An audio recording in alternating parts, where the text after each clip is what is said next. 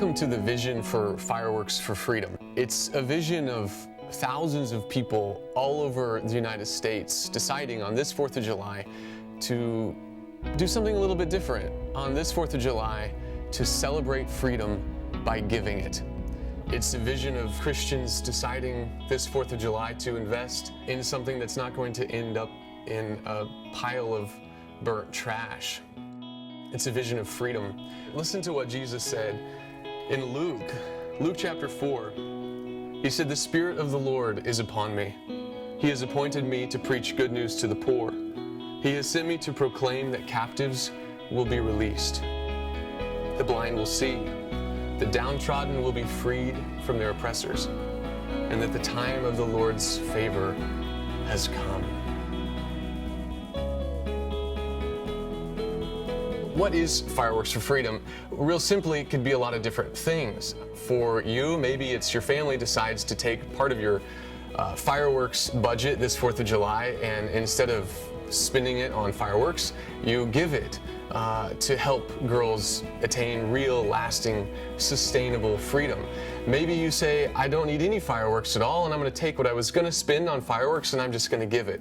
Maybe you really like fireworks, and that's okay. Nothing's wrong with fireworks. So maybe you say, well, I'm going to match whatever I spend on fireworks and I'm going to give it. People in the United States spend about $1 billion on fireworks every year.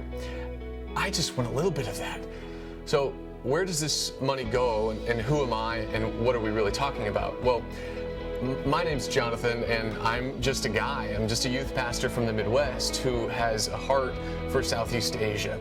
The Rafa House is a Christ-centered ministry in Southeast Asia. They have people on the ground who are helping girls attain sustainable freedom. They have safe houses for aftercare after these girls are rescued from the brothels. They have prevention arm. The money's not going to me. This money's not going to anything of mine. It's going to Rafa House.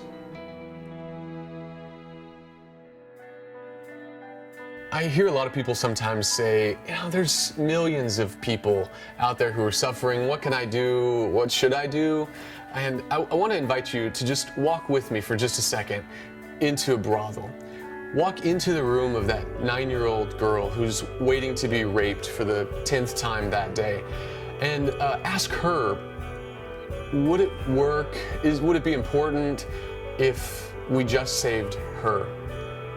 Do you think that she would say, no, if you can only save me, don't even bother?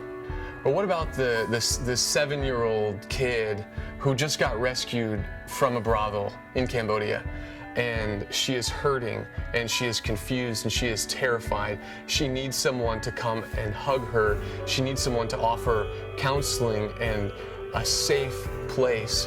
What do you think she would say if you asked her this question, does it matter?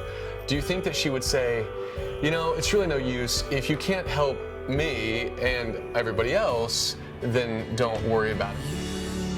I think that those girls in reality would say the same thing that Jesus would say, and that is, if you can help one, then by God, help one.